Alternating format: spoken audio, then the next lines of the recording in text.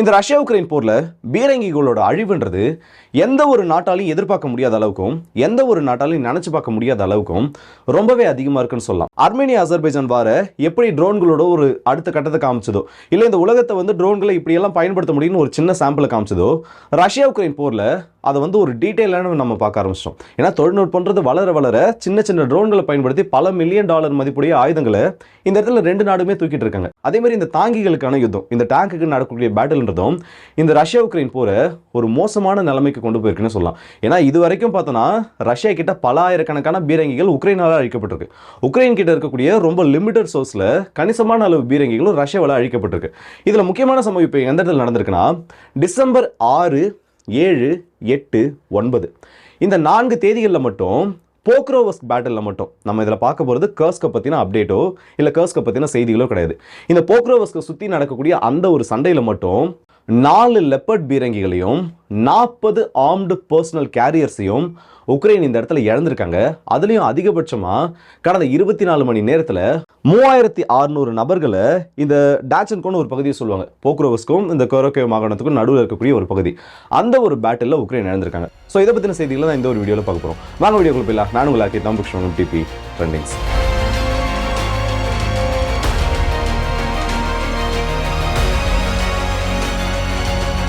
டாச்சன்கே, ஸ்கெஃபனோவோ இந்த ரெண்டு பகுதிகளும் போக்ரோவஸ்கோட அவுட் அண்ட் ஸ்கர்ட்ஸில், அதாவது அவுட் அண்ட் ஸ்கர்ட்ஸில் இருக்கக்கூடிய சின்ன சின்ன கிராமங்கள்னு சொல்லலாம். இந்த டாச்சன்கோன்றது கிராமன்ற அந்த ஒரு அந்தஸ்தில் இல்லாமல் ஒரு சிறிய நகரம், ஒரு சின்ன டவுன் மாதிரி ஒரு செட்டப்பில் இருக்கக்கூடிய பகுதி.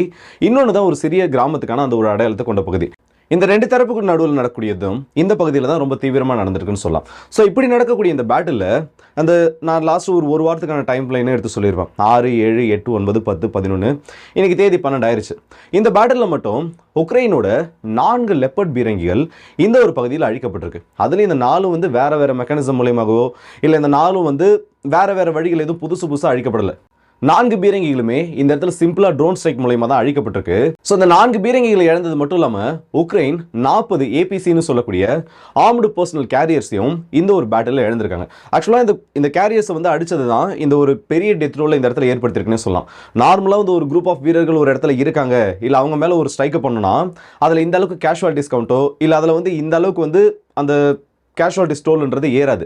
ஆனால் இந்த மாதிரி ஒவ்வொரு பர்சனல் கேரியர்ஸையும் அடிக்கிறப்போ அதுக்குள்ளே மினிமம் 7லேருந்து 8 நபர்கள் இருப்பாங்க. அதோட சைஸை பொறுத்து 20 நபர்கள் வரைக்கும் கொண்டு போகிற அளவுக்கு கெப்பாசிட்டி எல்லாம் உக்ரைன் மாடிஃபை பண்ணி இப்போ யூஸ் பண்ணிட்டு இருக்காங்க. இந்த 40 பர்சனல் கேரியர்ஸையும் அடிச்சதுனால அது மட்டும் இல்லாமல் இந்த போக்ரோவஸ்கை சுற்றி நடக்கக்கூடிய அந்த பேட்டில் மட்டும் 3600க்கும் அதிகமான நபர்களை கொண்டுட்டதா, அதாவது ரஷ்ய வீரர்கள் உக்ரைனியர்களை கொண்டுட்டதா ரஷ்யாவோட மினிஸ்ட்ரி ஆஃப் டிஃபென்ஸ் இப்போ ஒரு அறிவிப்பை கொடுத்துருக்காங்க. அது மட்டும் இல்லாமல் கர்ஸ் பகுதியில் உக்ரைன் இன்னமும் பெரிய சம்பவங்களை பண்ணுறதுக்கு தயாராகிட்டு இருக்காங்க. ஒரு பெரிய மொபிலைசேஷன் 5000 நபர்கள் வரைக்கும் இப்போ கர்ஸ் பகுதிகளுக்குள்ள அனுப்புறதுக்காக உக்ரைன் ராணுவம் ரஷ்யாவுக்கு எதிராக தயாராகிட்டு இருக்காங்க. ஸோ இப்போ இவங்க எப்போ வேணால் உள்ளே வரலாம். அப்படி இவங்க உள்ளே வந்தாங்கன்னா இந்த கர்ஸ் பேட்டில்ன்றது இன்னும் தீவிரமடையும். ஆனால் எத்தனை நபர்கள் உள்ளே வந்தாலும் சரி, இல்லை எந்த நாட்டோட ஆயுதங்கள் எங்களோட பகுதிகளுக்குள்ளே வந்தாலும் சரி, உள்ளே வந்தவங்க இந்த இடத்த விட்டு நிம்மதியாக வெளியில் திரும்பி போக மாட்டாங்க. எங்களுக்கு எதிரான பேட்டில் உக்ரைன் யாரோட சப்போர்ட்டை கொண்டு வந்தாலும் அதுக்கான தண்டனையை நாங்கள் இந்த இடத்துல கொடுத்தே தீருவோம்னு சொல்லியிருக்காங்க. இன்னொரு பக்கம் பார்த்தோன்னா அமெரிக்கா கிட்டேருந்து ஒரு முக்கியமான தகவலானது வெளியில் வந்திருக்கு. ட்ரம்ப்பும் புதின் அவர்களும் கூடிய சீக்கிரத்தில் சந்தித்து பேசுவாங்க.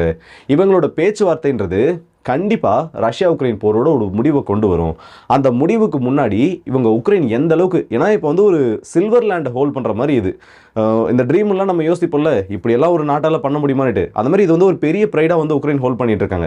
இன்கேஸ் இவங்க இது இன்னும் அந்த நெகோசியேஷன் டேபிளில் உட்காரனா இன்னும் வேலிடான பாயிண்ட்ஸை இவங்க எடுத்து வைக்கணும். வெறும் 400 ஸ்கொயர் கிலோமீட்டர் 450 ஸ்கொயர் கிலோமீட்டர் வச்சுட்டலாம் இந்த இடத்துல பெருசாக எந்த ஒரு வேலிடான பாயிண்ட்டை அதை சொல்லவும் முடியாது. நீங்களே நினச்சி பாருங்க, 1.5 லட்சம் ஸ்கொயர் கிலோமீட்டருக்கும் அதிகமான பகுதி எவ்வளோ வேணா இருக்கட்டும், அது ஒரு நாடு ஒரு பக்கத்தில் வச்சிருக்கு. இன்னொரு பக்கம் வெறும் ஒரு டேபிளில் ஒரு தராசில் 1 கிலோ கல்லை வச்சுட்டு இந்த பக்கம் வெறும் 2 கிராம் இருக்கக்கூடிய ஒரு எடையை வச்சுனா எப்படி இருக்கும்? அந்த மாதிரி ஒரு பேலன்ஸ் ரேஷியோவில் எப்படி இவங்களால் இதை ஹோல்ட் பண்ண முடியும்னு தெரியல. ரஷ்யா இந்த பகுதியில் விட்டு கொடுக்க போகிறது கிடையாது. அதே மாதிரி உக்ரைன் அவ்வளோ சீக்கிரத்தில் வரப்போகிறதும் கிடையாது. முதல்ல கிரீமியா இல்லாத பேச்சுவார்த்தை எங்களுக்கு வேணான்னாங்க. இப்போ நிலங்களை கொடுத்தாவது எங்களுக்கான அமைதியை கொண்டு வாங்கன்றாங்க. முதல்ல ரஷ்யாவை அடிக்கிறதோ இல்லை ரஷ்யா இந்த இடத்துல பணிய வைக்கிறதோ எங்களோட திட்டம் இல்லைன்னாங்க. ஆனால் இப்போ இதை நாங்கள் ஹோல்ட் பண்ணாதான் இவங்க பேச்சுவார்த்தைக்கு வருவாங்கன்னு சொல்லிட்டு இருக்காங்க. ஸோ அந்த காலத்துக்கு ஏற்ற மாதிரி ஜெலன்ஸ்கியோட அரசியலும் அந்த ஜெலன்ஸ்கியோட அந்த அரசியல்வாதிகளோட அந்த பேச்சுக்களும் இந்த இடத்துல ரொம்பவே மாறிட்டு இருக்கு. இதை நான் சொல்றதுனால நிறைய பேர் மேலே கோவப்படலாம்.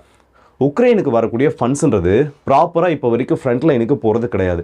நீங்கள் வந்து ட்விட்டர் யூஸ் பண்ணுறீங்க இல்லை அதிகமாக ஃபேஸ்புக் சம்மந்தப்பட்ட பதிவுகளை பார்க்குறீங்கன்னா இந்த ஃபோர்ஸ்டு மொபிலைசேஷனை பற்றி உங்களால் பார்க்க முடியும். ரஷ்யாவை பொறுத்த வரைக்கும் ஒரு நபர் வந்து ராணுவத்துக்கு போகிறாருன்னா, இப்போ ஒரு வீடியோ வந்து ரொம்ப வைரல் ஆச்சு, அதோட லிங்க் வந்து நான் முடிஞ்சால் கீழே கொடுக்குறேன், ஏன்னா வேற ஒரு சேனலோட வீடியோ அது.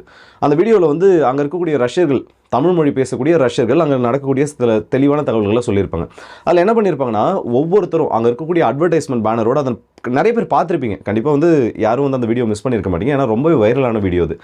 ஒவ்வொருத்தரும் ரஷ்ய ராணுவத்துக்காக சேர்ந்தாங்கன்னா அவங்களுக்கு எவ்வளோ சலுகைகள் கொடுக்கப்படும், அவங்களுக்கு எந்த அளவுக்கு வந்து பணம்ன்றது கொடுக்கப்படும் சொல்லிட்டு ஒரு பெரிய அமௌண்ட் அவங்களுக்கு காமிச்சு, ஒரு மனுஷன் வந்து 10-15 வருஷத்தில் மொத்தமாக எவ்வளோ சம்பாதிப்பானோ அதை கொடுத்து அவங்களுக்கான அந்த மொத்த அகாமடேஷன் அவங்க ஃபேமிலிக்கு கொடுக்குறோன்னு சொல்லிட்டு ஒரு பக்கம் ரஷ்யா ரெக்ரூட் பண்ணிட்டு இருக்காங்க.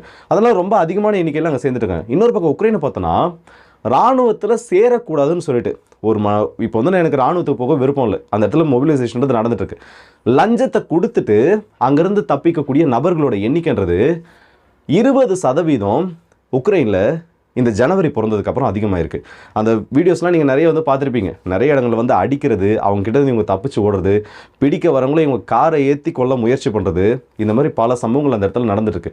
ஸோ உக்ரைனுக்கு இந்த மேன் பவர் ஷார்ட்டேஜ்ன்றது கர்ஸ்கில் ரொம்பவே ஒரு பெரிய அடியை கொடுத்துருக்குன்னு சொல்லலாம். இப்போ அடுத்த 2 பகுதிகளை, ஒன்று கிராமம், இன்னொன்று ஒரு சின்ன நகரம், அது 2த்தையும் ரஷ்யா பிடிச்சிட்டாங்க.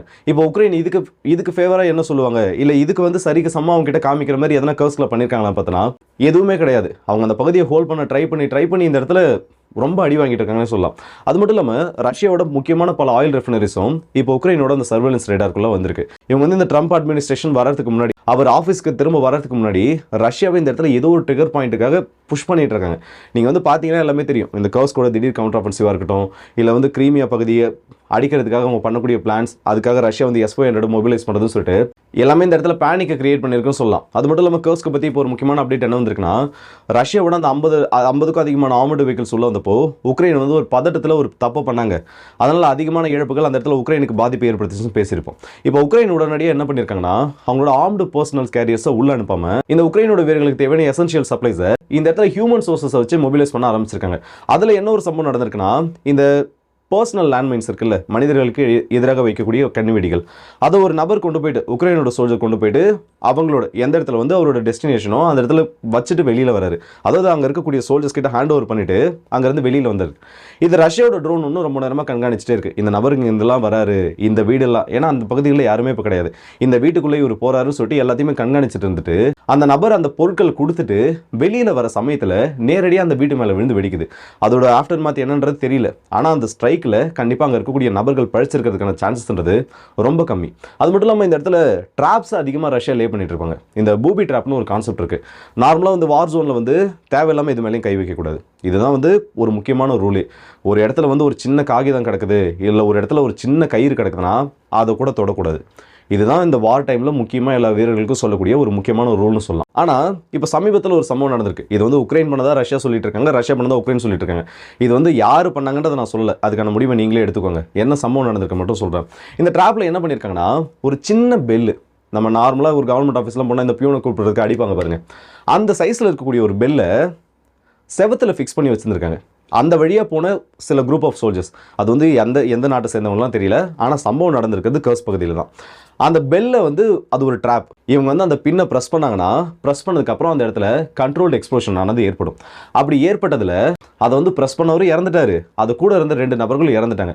ஸோ இந்த வார் டைம்ன்றது வெளியில் காமிக்கக்கூடிய அந்த பிம்பத்தை விட அந்த இடத்துல நிறைய ரகசியங்களையும் அந்த இடத்துல நிறைய ஆபத்துகளையும் சேர்த்து வச்சிருக்குன்னு சொல்லலாம்.